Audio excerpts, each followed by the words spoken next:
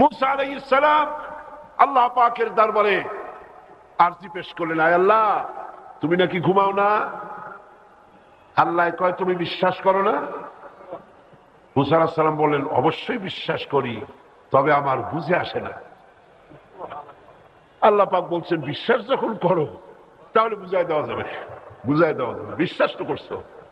ইব্রাহিম আলাইহিস সালাম এরকম বলেছিলেন, রব্বি আরিনি কাইফা তুহইয়াল মাউতা, আয় আল্লাহ তুমি মুর্দারে জিন্দা বানাও কেমনে? আল্লাহ কয়, আওয়ালাম তুমিন, বিশ্বাস করো না? কয় বালা ওয়ালাকিন লিয়াতমাইন্না কলবি, বিশ্বাস তো করি খোদা, তোমার কথা বিশ্বাস না করি যাবো কই? বিশ্বাস করি, তবে কানে শোনা আর চোখে দেখা একটু পার্থক্য তো আছেই। চোখে যদি দেখতাম খুশি হয়ে যাইতাম। আল্লাহ দেখাই দিছিলেন, দেন নাই? কোন সূরা আছে? আলেমেরা কোন তাড়াতাড়ি সূরা বাকারার মধ্যে কোন না কেন? মুসা আলাইহিস সালাম বললেন, আল্লাহ তুমি নাকি ঘুমাও না? আল্লাহ কয়, বিশ্বাস করো না? কয় বিশ্বাস করি, বুঝি না। আল্লাহ কয়, তাহলে বুঝাই, এক গ্লাস পানি নিয়ে আসো। মুসা আলাইহিস সালাম এক গ্লাস পানি নিয়ে আসলেন, দাঁড়ায় থাকো। মুসা আলাইহিস সালামরে বললেন, পানি নিয়ে দাঁড়ায় থাকো। আর আল্লাহ ঘুমেরে কইলেন, ধর মুসারে। ঘুম আসিয়া মুসা আলাইহিস সালামরে করছে। ঘুম এসে গিয়েছে, হাতের থেকে গ্লাসটা পড়ে গেল, পানি ছিটকে গেল, গ্লাস ভেঙে চুরমার হয়ে গেল। মুসা আলাইহিস সালাম অপরাধীর মতো বলছে, রব্বুল আলামিন আমি তোমার হুকুম পালন করতে গিয়ে ব্যর্থ হয়ে গেলাম, গ্লাসটা পড়ে তো ভেঙে গেছে ঘুমের কারণে। আল্লাহ কয়, বুঝছো কিনা ঘুমাই না কেন? মুসা আলাইহিস সালাম বলেন, বুঝি না। রব্বুল আলামিন বলেন, মুসা রে, একটা গ্লাস নিয়া একটা মিনিটও দাঁড়ায় থাকতে পারলা না, ঘুমাইলে পরে তোমার হাতের থেকে গ্লাসটা পড়ে ভেঙ্গে চুরে চুরমার হয়ে গেল। আমি রব্বুল আলামিন গোটা আকাশ আর জমিনের সৃষ্টি জগতের ট্রাফিক কন্ট্রোল আমি আল্লাহ আমার হাত দিয়া করি। আমি যদি ঘুমায় যাই আসমান এবং জমিন থাকবে না। আর মাখলুকের জন্য কোয়ালিটি যা করেছি, খালেকের জন্য সেটা শোভনীয় নয়। আমি খালেক আর তোমরা মাখলুক, তোমাদের যা কোয়ালিটি ওটা আমার হইতে পারে না। আমার তন্দ্রাও নাই, ঘুমও নাই। ঘুম আর তন্দ্রা দুইটি কি এক জিনিস? ঘুমাই কিন্তু শীতই থাকে, আর তন্দ্রা মুরগির মতো ঠোকর খায়, এরকম করে, এটার নাম তন্দ্রা। আল্লাহ কয় যে লা তাখুযুহু সিনাতুন ওয়ালা নাওম, ঘুম তন্দ্রা কোনটাই আমাকে স্পর্শ করে না। সুবহানাল্লাহ, আমাকে কোনটি স্পর্শ করে না। সুতরাং আপনি তো আল্লাহর কাছেই চাইবেন।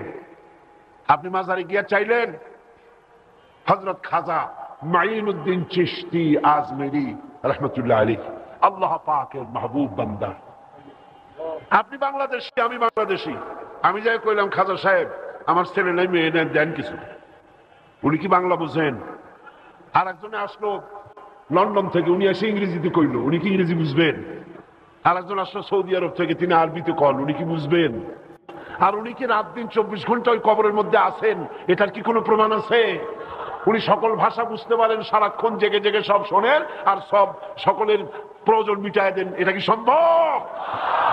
এই কথাগুলিও যদি মাথায় না ঢোকে তো আল্লাহ আকল দিলেন কেন? সমস্ত ভাষা, আরবি, ইংরেজি, উর্দু, ফার্সি, Telugu, Italy, Roman, Dutch, France, সারা পৃথিবীর সমস্ত ভাষা সৃষ্টি করেছেন কে? যে কোনো ভাষায় ডাকেন, যখন ডাকেন, যেখানে বসে ডাকেন, এই ফরিয়াদ কে শোনে?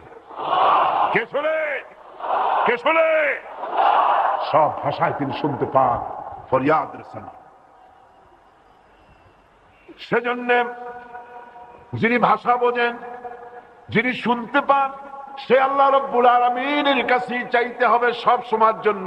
আমার মা বোনেরা, আমার ভাইয়েরা, সবাইকে আমি সতর্ক করতে চাই এ ব্যাপারে, আল্লাহ পাকের সাথে কাউকে শরীক স্থাপন করবেন না। যা চাইবার, যা বলার চাইবেন আল্লাহর কাছে। মানুষের দেওয়ার কিছু নাই, আপনার আশা পূরণ কেউ করতে পারবে না। বুঝে আসছে কথা? আল্লাহ ছাড়া কারো কাছে কোনো ক্ষমতাই নাই, বিশ্বাস করেন? কোনো ক্ষমতা নাই।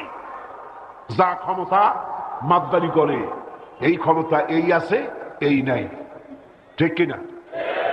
আল্লাহ পাক বলছেন আল্লাহুল্লাযী খালাকাকুম সুম্মা রাযাকাকুম সুম্মা ইউমীতুকুম সুম্মা ইউহয়ীকুম।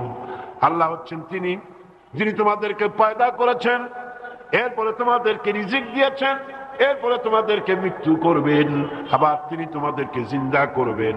হাল মিন শুরাকাইকুম মান ইয়াফআল মিন যালিকুম মিন শাই সুবহানাহু ওয়া তাআলা আম্মা ইউশরিকুন।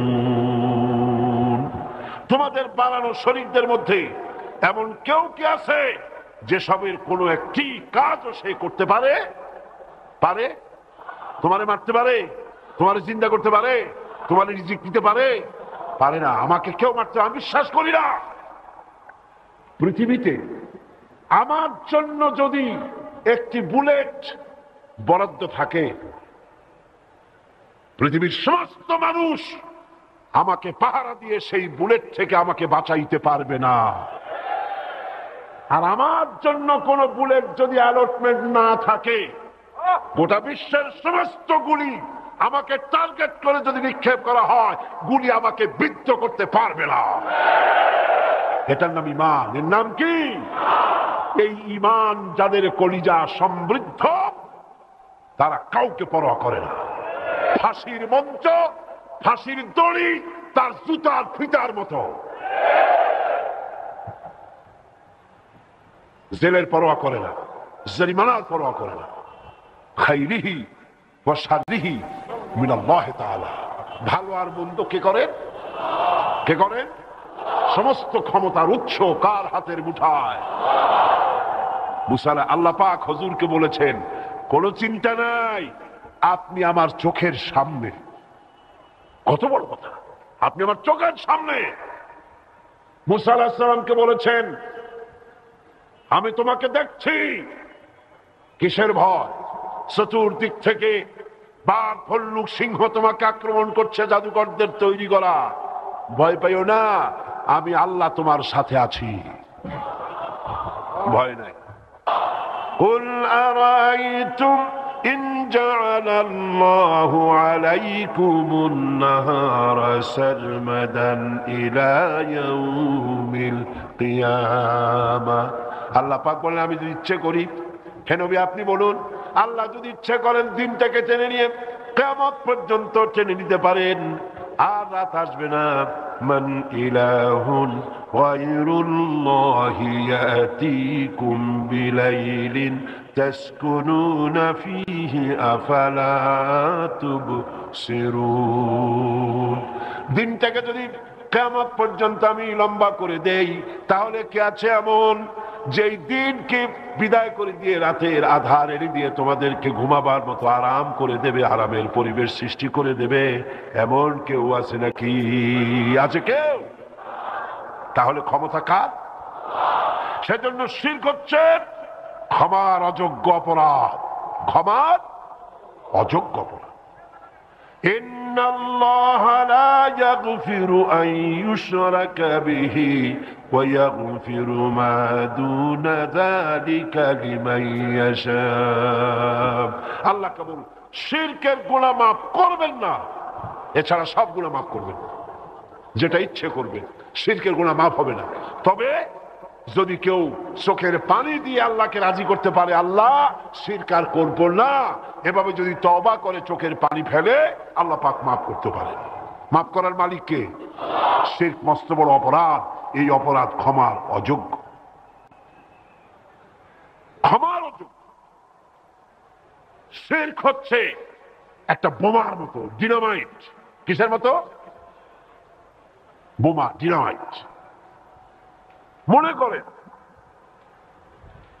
এই চট্টগ্রাম শহরের সবচাইতে বড় বিল্ডিং, সেই বিল্ডিংটা বানাতে 10 বছর বা 5 বছর সময় লাগে। 10 কোটি টাকা 20 কোটি টাকা খরচ করে বিরাট বিল্ডিং বানানো হলো। বানাইতে সময় লাগলো 5 বছর, টাকা খরচ হইলো কত কোটি? 10 কোটি বা 20 কোটি। এটাকে ধ্বংস করার জন্য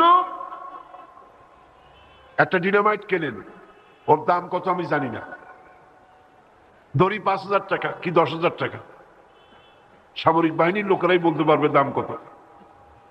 একটা ডিনামাইট কিনে সেই 10 কোটি টাকা খরচ করা বিল্ডিংটা নিচে রেখে দেন,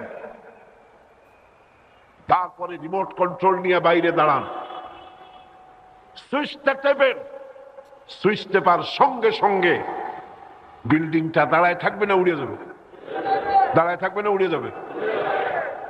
5 বছর বসে কষ্ট করে শত শত শ্রমিকরা 10 কোটি বা 20 কোটি টাকা খরচ করে যে বিল্ডিংটা বানাইলো, সেই বিল্ডিংটা উড়াই দিতে সময় লাগলো কয়েক সেকেন্ড, টাকা লাগলো 5,000। ঠিক কিনা? এবার শিরক হলো ঠিক ডিনামাইটের মতো, বোমার মতো। আল্লাহ রাব্বুল আলামিন সূরা ফুরকানের মধ্যে বলেছেন, ওয়াকাদিমনা ইলা মা আমিলু মিন আমালিন ফাজআলনাহু হাবাআম মানসুরা।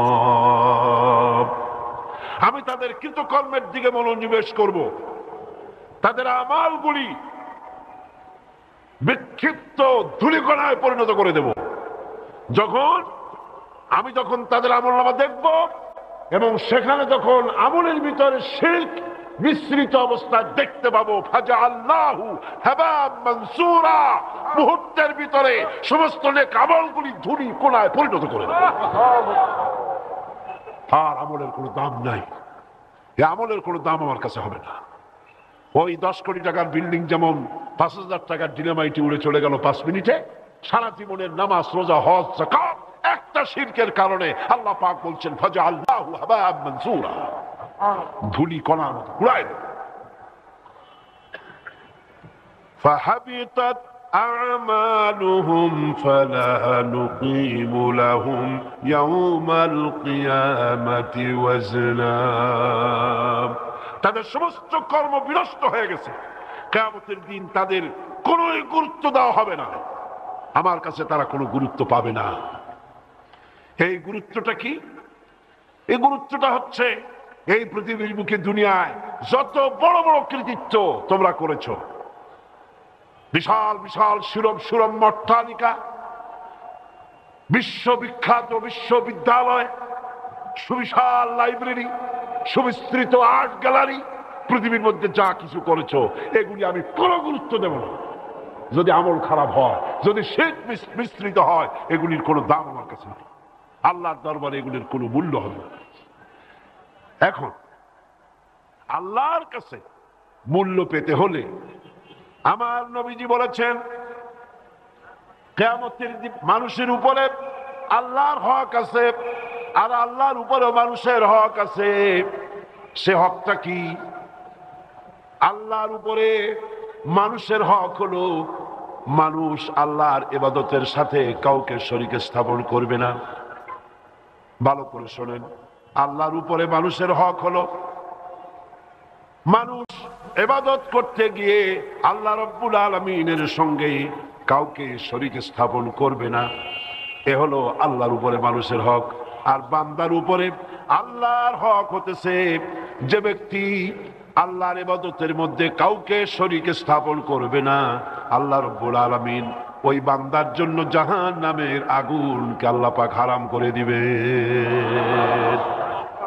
হারাম, জাহান্নাম হারাম। শিরক মস্ত বড় অপরাধ। এই শিরক থেকে জনগণকে বাঁচতে হবে, রক্ষা পেতে হবে, তা না হলে এই জাতির জন্য কোনো কল্যাণ হবে না। সব কিছু মালিক হচ্ছেন আল্লাহ পাক, সে আল্লাহ পাককে বিশ্বাস করতে হবে। ওদের তো কোনো ক্ষমতা নাই যাদের কাছে। আল্লাহ পাক মাসির দৃষ্টান্ত দিচ্ছেন শিরকের ব্যাপারে। আল্লাহর দেওয়া একটা দৃষ্টান্ত শোনেন। আল্লাহর দেওয়া দৃষ্টান্ত কি? ইয়া আইয়ুহান নাসু দুরিবা মাসালুন ফাসতামিউ লাহু। হে মানব সকল, আল্লাহ একটি দৃষ্টান্ত দিচ্ছেন, মনোযোগ সহকারে শোনো। ইন্নাল্লাযীনা তাদউনা মিন দুনিল্লাহি লা ইয়াখলুকু যুবাবান ওয়ালা বিজতামাউ লাহু। হে লোকেরা, আল্লাহর তো এই দৃষ্টান্তটা শোনো। তোমরা আল্লাহকে বাদ দিয়া যাদেরকে ডাকছো তারা সবাই মিলে একত্রিত হয়েও মাছির মতো একটি ক্ষুদ্র প্রাণীও বানাইতে পারবে না, অসম্ভব। শুধু তাই নয়, وَيَسْلُبُهُمُ الذُّبَابُ شَيْئًا لَا يَسْتَنقِذُوهُ مِنْهُ ضَعُفَ الطَّالِبُ وَالْمَطْلُوبُ। কি সুন্দর দৃষ্টান্ত! সুবহানাল্লাহ, সুবহানাল্লাহ। মাছি যদি ওদের নিকট থেকে কোনো জিনিস কেড়ে নিয়ে যায়, ওদের ক্ষমতা নাই মাছির কাছ থেকে সেই জিনিসটাকে তারা ফিরায় রাখে। এই যে মূর্তিগুলি বানায় পূজা করা হয়, ওই মূর্তিগুলির সামনে খাবার দেওয়া হয় না, হয় কিনা? কমলা দেয়, বেদানা দেয়, রসগোল্লা দেয়, আরো কত খাবার দেয়। মাছিতে এসে যদি সবগুলা নিয়ে যায়, 10টা হাত 12টা হাত, একটা হাতের একটা আঙ্গুল দিয়ে মাছিটা উড়াই দিতে পারবে? পারবে না। হাদিস শরীফে আসছে, এক কাফের হুজুরের কাছে একবার একটা ভাঙ্গা মূর্তি নিয়ে আসছে। রাসূলুল্লাহ জিজ্ঞেস করলেন, এটা কি? এটা ভাঙ্গা কেন? কয় যে হুজুর, এটা তো আমার খোদা, এইটা নিয়ে আমি সবসময় সাথে রাখি, না জানি কোন সময় কোন বিপদে পড়ি, সেই জন্য বিপদ থেকে রক্ষা কর্তা হিসাবে ওরে আমি সব সময় সাথে রাখি। প্রতিমধ্যে আসতে গিয়ে আমার পেশাব অথবা পায়খানার জরুরত হলো, তো আমি এটাকে রাস্তার পাশে দাঁড় করায় থুইয়া ওই কাম করতে গেছি। ফিরে এসে দেখি এটার মাথা থেকে শুরু করে পা পর্যন্ত ভিজা। মনে করলাম নিশ্চয়ই কোনো পবিত্র পানি হবে। শেষ পর্যন্ত এই যার আমি পূজা করি, অর্চনা করি, পবিত্র পানি মনে করে জিহ্বা দিয়ে চাটা আরম্ভ করছি। চাটতে গিয়ে কেমন টক টক ঝাঁজ, এসিড মতো দুর্গন্ধ। চিন্তা করলাম পবিত্র পানি এরকম ঝাঁজ লাগে কেন, জিনিসটা কি টক কেন? দূরে দেখি একটা কুকুর দাঁড়ানো, আর তার নিচের থেকে পানি টপকাচ্ছে। তখন বুঝলাম যে কি পানি। মেজাজটা খারাপ হয়ে গেল। বললাম, তুই খোদা না হুদা? কুত্তার পেশাব দিয়ে নিজের বাঁচাইতে পারো না, তো আমারই বাঁচাবি কেমনে? ঠ্যাংটা ধরে মারলাম, আসার ভাঙ্গে 2 টুকরা হয়ে গেছে। হুজুর হাসলেন। হুজুর বললেন, আমার কাছে কেন আসছো? লোকটি বলল, ইয়া মুহাম্মদ। বলেন না কেন সাল্লাল্লাহু আলাইহি ওয়াসাল্লাম। খবরদার কখনো ভুলবেন না, আল্লাহ নবীজির প্রিয় নাম যখনই শুনতে পাবেন, তখনই প্রত্যেক মুমিনের জন্য ওয়াজিব হয়ে যায় দরুদ শরীফ পড়া। দরুদ না পড়লে পরে বখিরের খাতায় নাম লেখা হয়ে যাবে। নবীজি বলেছেন, আমার প্রতি একবার যদি কেউ দরুদ পড়ে, রব্বুল আলামিন তার উপরে 10টি রহমত অবতীর্ণ করে। কাফের ব্যক্তি বলছে, ইয়া মুহাম্মদ সাল্লাল্লাহু আলাইহি ওয়াসাল্লাম, আমি বুঝতে পেরেছি সারাটা জীবন ভুলের মধ্যে কাটায় দিয়েছি, সারা জীবন অন্যায়ের মধ্যে কাটাইছি, শিরকের মধ্যে কাটাইছি। এবার আমি আলোর সন্ধান পেতে চাই, আমি ঈমান আনার জন্য আপনার কাছে এসেছি, এক আল্লাহ বিশ্বাস করার জন্য এসেছি। নবীজি বললেন, পড়ো লা ইলাহা ইল্লাল্লাহু মুহাম্মাদুর রাসূলুল্লাহ। জোরে সে পড়ে, লা ইলাহা ইল্লাল্লাহ, লা ইলাহা ইল্লাল্লাহ, লা ইলাহা ইল্লাল্লাহ, লা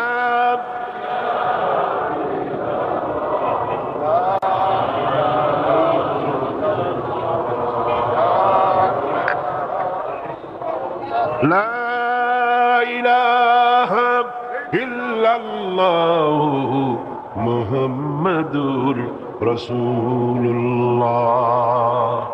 ভাইরা আমার, সমস্ত ক্ষমতা একচ্ছত্র মালিককে আল্লাহ।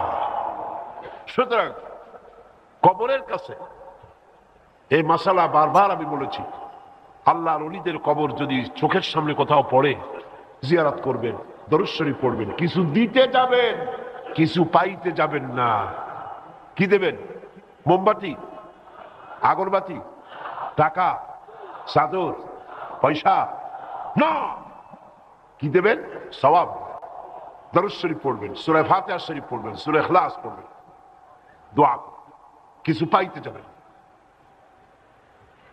সূরা কাফের মধ্যে আল্লাহ পাক বলেছেন, যারা এখানে শুয়ে আছে, যাদের কবরের কাছে যাচ্ছ, কিছু চাইতেছ, কান পেতে শোনো, একটা শ্বাসের আওয়াজ কানে আসবে না। তোমারে কি দিবে? সুতরাং জিন্দা মুর্দা মানুষের কাছে পাওয়ার কিচ্ছু নাই। জিন্দা মানুষ দোয়া করতে পারে, আল্লাহর ওলিরা দোয়া করতে পারেন। কি করতে পারেন? দোয়া করতে পারেন। কবুল হবে কিনা আল্লাহ পাক ভালো জানেন। কে ভালো জানেন? আল্লাহ পাক ভালো জানেন। কবরের দিকে, কবর পূজার জায়গা হয়ে গিয়েছে আজকাল। কবরস্থানগুলিকে বেশি করে সাজানো হচ্ছে, বিরাট বিরাট গম্বুজ বানানো হচ্ছে, চাদর দেওয়া হচ্ছে, আগরবাতি মোমবাতি দেওয়া হচ্ছে। শিরক জায়েজ নাই, জায়েজ। রাসূল করিম সাল্লাল্লাহু আলাইহি ওয়াসাল্লাম বলেছেন, লা তাজলিসু আলাল কুবুর ওয়া লা তুসাল্লু আলাইহা। কবরের উপরে বসো না এবং সেদিকে মুখ করে নামাজ আদায় করো। কবর জিয়ারত করার সময় যদি কবরের কাছে যান, জিয়ারত করার সময় দোয়া দুরূদ পড়িয়া মুনাজাত করবেন। কোন দিকে ফিরে? কোন দিকে ফিরে? আপনি কবরের দিকে ফিরে ইমানদার লোকেরা মুনাজাত করবে না। তার কারণ হলো, এটা প্রমাণ হয় আপনি যেন কবরের কাছে যাচ্ছেন। মনে থাকবে? মনে থাকবে? আল্লাহ তৌফিক দান করুন বলি আমি। আল্লাহ তৌফিক দান করুন। এই মাজারগুলি আমাদের দেশে বহুত মাজার হয়েছে। এগুলি পয়সা ইনকামের জন্য বিরাট বিরাট রাস্তা তৈরি হয়ে গিয়েছে। সম্পর্ক তো হওয়া উচিত ছিল মসজিদের সাথে। কিসের সাথে? মসজিদের সাথে সম্পর্ক। গভর্নমেন্ট যদি ইমানদার হয়, সমস্ত মাজারগুলি গভর্নমেন্ট কন্ট্রোল করবে, এগুলি পাহারা দেবে, এগুলিতে যাতে লোকেরা সেজদা না দিতে পারে, এটা ইমানদার গভর্নমেন্টের দায়িত্ব। দেখেন না, রাসূল করিম সাল্লাল্লাহু আলাইহি ওয়াসাল্লাম এই পৃথিবীতে সবচাইতে শ্রেষ্ঠ মাজার কার? রাসূল করিম সাল্লাল্লাহু আলাইহি ওয়াসাল্লামের। সেইখানে পাহারা আছে না নাই? পুলিশ আছে না নাই? মাথা নিচু করা যায়? শোয়া যায়? চুমা খাওয়া যায়? পুলিশ ধাক্কা দিয়ে ফেলায়। আল্লাহ তাদের প্রতি রহম করুন। জোরে কোন আমি। আল্লাহ তাদের প্রতি রহম করুন। অনেকে মনে কষ্ট পান, এত দূর দিয়ে আসলাম, কবরের জালির উপরে একটু চুমা খেতে পারলাম না। চুমা খাওয়ার দরকারটা কি? এটা চুমা খাওয়ার জায়গা না। এখানে আদবের জায়গা, এখানে দরুদ শরীফ পড়ার জায়গা, এখানে কান্দার জায়গা। কে শুয়ে আছে? দুনিয়া এবং আখিরাতের বাদশা। সুবহানাল্লাহ। সেখানে দাঁড়িয়েছেন, আদবের সাথে দাঁড়ান, আদবের সাথে দাঁড়ান। আমি যতবার এই রাসূল করিম সাল্লাল্লাহু আলাইহি ওয়াসাল্লামের কবরের কাছে গিয়ে দাঁড়াইছি, যখনই কাছে যেতে থেকেছি হাঁটুতে বল পাই নাই, হাঁটু কাঁপতে থাকে। কার কাছে যাচ্ছি? সুবহানাল্লাহ, কার কাছে যাচ্ছি? যার প্রতি আদব আল্লাহ এতটা লক্ষ্য রেখেছেন, আদবের প্রতি, রাসূলের প্রতি আদবের জন্য আল্লাহ এতটা কড়া সতর্ক নজর রেখেছেন। সাহাবীরা একটু গলার আওয়াজ বড় করে কথা বলেছেন, আল্লাহ বরদাস্ত। ये मकाम अदब है।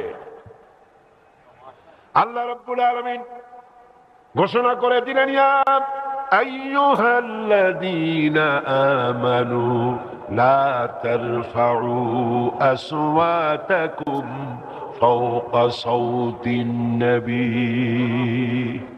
ও বিশ্বাসীরা, আমার নবীর গলার আওয়াজের চাইতে তোমাদের গলার আওয়াজ যেন বড় না হয়। সাবধান, সাবধান। আমার নবীর আওয়াজের চাইতে তোমাদের আওয়াজ যদি বড় হয়, আনতাহাবাতা আমালুকুম, জীবনে ভালো কাজ যা করছো সব বরবাদ করে দেব। আজও এই আয়াত সোনার অক্ষর দিয়ে কবর শরীফের সামনে লাগানো রয়েছে, সাইনবোর্ডে আছে না? সুতরাং শ্রেষ্ঠ কবর তো ওইটাই, শ্রেষ্ঠ মাজার তো ওইটাই। গভর্নমেন্টের দায়িত্ব, সৌদি গভর্নমেন্ট সে দায়িত্ব পালন করছে। আমাদের দেশেও ইমানদার সরকার যদি ক্ষমতায় আসে, কোন মাজারে চাদর, আগরবাতি, মোমবাতি দিতে দেওয়া হবে না। সমস্ত মাজারগুলিকে শিরক মুক্ত করা হবে, আল্লাহর ওলিদের মাজার যথাযোগ্য মর্যাদার সাথে রাখা হবে। আপনার সম্পর্ক হবে মসজিদের সাথে। কিসের সাথে? মসজিদ। পৃথিবীর শ্রেষ্ঠ জায়গা কোনটা আর নিকৃষ্ট জায়গা কোনটা? মসজিদের সাথে সম্পর্ক গড়ে তুলুন। আল্লাহ পাকের সাথে তাআল্লুক মা আল্লাহ, আল্লাহর সাথে সম্পর্ক গভীর থেকে গভীরতর হতে থাকবে। আপনি যত দুনিয়াকে তরক করবেন, আল্লাহ পাকের রহমত তত আপনাকে এসে জুড়ে ধরবে। সুবহানাল্লাহ। সুতরাং একজন পবিত্র কোরআনের দৃষ্টিতে একজন তাওহীদবাদীর সুস্পষ্ট পরিচয় কি? এক কথায় বলে দাও, এক কথায় বলে দাও যে কোরআনের দৃষ্টিতে একজন তাওহীদবাদীর পরিচয় কি? আল্লাহ রাব্বুল আলামিন পরিচয়টা তুলে ধরছেন, والذين لا يدعون مع الله إلها آخر। মুমিন ব্যক্তি তাওহীদবাদী, নির্ভেজাল, সলিড ইমানদার তো সেই ব্যক্তি যে ব্যক্তি আল্লাহর সাথে, আল্লাহর ইবাদতের সাথে কাউকে শরীক করে না, ডাকে কেবল আল্লাহকে। কারে ডাকে? কারে ডাকে? ইয়া বলে হরফে নিদা দিয়ে আল্লাহকেই ডাকে। ইয়া আব্দুল কাদের জিলানী এই বলে সে ডাকে না। কুতুব রব্বানী মাহবুব সুবহানী শেখ মুহিউদ্দিন আব্দুল কাদের জিলানী নওয়ারাল্লাহু মারকাদাহু ওয়াজআলাল জান্নাতা মাসওয়াহু। তিনি সাইয়্যিদ, তিনি আওলাদ রাসূল, তিনি বড় আলেম, তিনি জগৎ বিখ্যাত পীর। কিন্তু কোন উম্মতের জন্য জায়েজ নাই ইয়া আব্দুল কাদের জিলানী সাইয়্যিদ লিল্লাহ বলা জায়েজ নাই। হারাম, হারাম। মুসলমানদেরকে এই শিরক থেকে তাদেরকে বাঁচতে হবে। আরো কিছু খুচরা খুচরা শিরকের কাজ আমার দেশের লোকেরা করে কিনা? মেয়ে লোকেরা, মা বোনেরা শোনেন, মা বোনদের মধ্যে এই সমস্ত একটু বেশি হয়। গ্রাম্য অঞ্চলে অবশ্য, শহরে কম হয়। গ্রামে খুলনার এক এলাকায় শুনেছি, সেখানে মহিলাদের প্রসব বেদনা উঠলে ডাক্তার নাই তো, তখন অন্য ধাত্রী বা মুরব্বী শ্রেণীর লোকেরা বলে বিড়ালের পাও ধরিয়া মাপস। বিড়ালের পাও ধরিয়া মাপসাইতে থাকে। বিড়ালের কাছে গর্ভবতী নারী কি অপরাধ করছে? আর বিড়ালে মাপ করলেই তার ডেলিভারি আসান হবে। কি পাগলামি কথা! আজিব, আজিব। হায় আল্লাহ! আল্লাহরে বান্দায় যদি ছাড়ে, বান্দা যদি আল্লাহরে ছেড়ে দেয়, আল্লাহ বান্দারে বিড়ালের পাও ধরে ছাড়ে, যা মর। দেখছেন অবস্থা? এক আল্লাহর রূপকে ভয় করবেন, সারা দুনিয়ার সামনে সিংহের মতো গর্জন দিয়ে কথা বলতে পারবেন। সুবহানাল্লাহ। এক আল্লাহরে ভয় করবেন না, সারা দুনিয়াকে ভয় করবেন পাতিশিয়ালের মতো। মা বোনেরা এরকম অনেক শিরক করে বসেন। বিশেষ করে তাবিজ তুমার, এগুলো খুব বেশি। জেনেও ধরে জম্মের ধরা। এই জেনে আবার ধরে শাশুড়ি যদি খুব বেকায়দা হয়, শ্বশুরবাড়ি টিকতে পারে না, তখন জেনে ধরে। আর এই জেন তাড়াবার জন্য এক শ্রেণীর ব্যবসায়ী মৌলবী সাহেব আছেন। রাগ করবেন না কিন্তু আমার উপরে, রাগ করবেন না। আর রাগ করলেও আমার কিছু করার নাই, হক কথা বলার এক অভ্যাস আছে, বলতেই হবে। আমি আমার কথা বলবো। আমি তো কারো চাকরি করি না, আলহামদুলিল্লাহ, আল্লাহর কথাই বলি। এই তাবিজ দেখার জন্য নাফিউল খালায়েক আর মকসুদুল মুমিনিন দুইখানা কিতাব শরীফ বাংলাদেশের ঘরে ঘরে, বাঙালি জাতির কপাল পোড়া, প্রত্যেক ঘরে ঘরে ঢুকে গেছে। মকসুদুল মুমিনের মধ্যে যা লেখা তার 12 আনা মিথ্যা কথা। হাদিসের নামে যা লেখা হয়েছে 12 আনা মিথ্যা কথা। হাদিসের কোন সবুত না। তাবিজ তোমার নকশা বান্ধে আর মেয়ে লোকগুলারে কবিতা বানায়া মেয়ে লোকরে পুরুষের দাসীর চাইতেও দাসী বানায় দিয়েছে, যার জন্য তাসলিমা নাসরিনদের মতো কপাল পোড়া মেয়েরা এইসব বই পড়ে বেশি গুমরা হয়েছে। স্বামীর পায়ের তলে বেহেশত, তারপরে আরো কত হাবিজাবি, স্বামীর পায়ের জুতা চাটো, পাও চাটো, নানান কথা তার মধ্যে লেখা।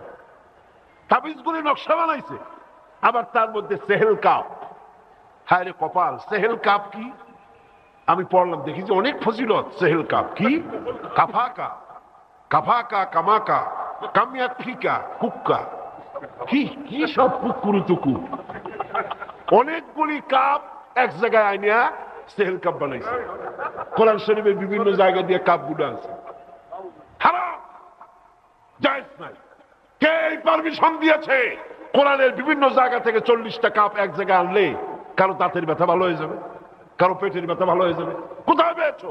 জাহালাত, মূর্খতা, জায়েজ নাই। এই যে কোরআন শরীফ, এই কোরআন শরীফও যদি বাংলাদেশের ছাপানো কোরআন শরীফগুলি মূর্খতা কদ্দুর গিয়ে ঢুকছে এটা নাই, আল্লাহ রহমত করছে। বাংলাদেশের অনেক লাইভ প্রকাশক কোরআন শরীফ ছাপাইছে, তার মধ্যে সূরা নূর, সূরা মারিয়াম, সূরা কাহাফ, সূরা ইয়াসিন এর নকশা আঁকাইছে। 5793, 3297, 33532 এইরকম নকশা বানাই দিছে, লিখছে এইটা গলায় দিলে মায়ের বিয়ে হয়ে যাবে তাড়াতাড়ি, ওইটা গিলা খাইলে ডেলিভারিতে ওটাও কষ্ট হবে না। কোথায় পাইছেন আপনারা? নকশা করে তাবিজ বানানো জায়েজ নাই, হারাম হারাম। এবং কোরআন শরীফে কি কয় ভণ্ড মুরগির আস্তানা কয়, কি এর মধ্যে কি? আরে ভাই, মুরগির পাশে লাগছেন কেন? না কি কইছে আল্লাহ জানে। আচ্ছা যাই হোক, এই যে সংখ্যা, বিসমিল্লাহকে আমার দেশে লেখে 786, এটাও আরেকটি জাহালাত, আরেকটি মূর্খতা, কোরআন থেকে মানুষকে দূরে সরাবার আরেকটা চালাকি। 786 সাথে বিসমিল্লাহর সম্পর্ক কি? আমার সাথে পড়ে, বিসমিল্লাহির রহমানির রহিম। 19টি অক্ষর আছে, প্রতি অক্ষরে কত করে নাকি? 19কে 10 দিয়ে গুণ দেন। একবার বিসমিল্লাহির রহমানির রহিম যদি কেউ পড়ে, আল্লাহ রাব্বুল আলামিন তার আমলনামায় 190টি নেকি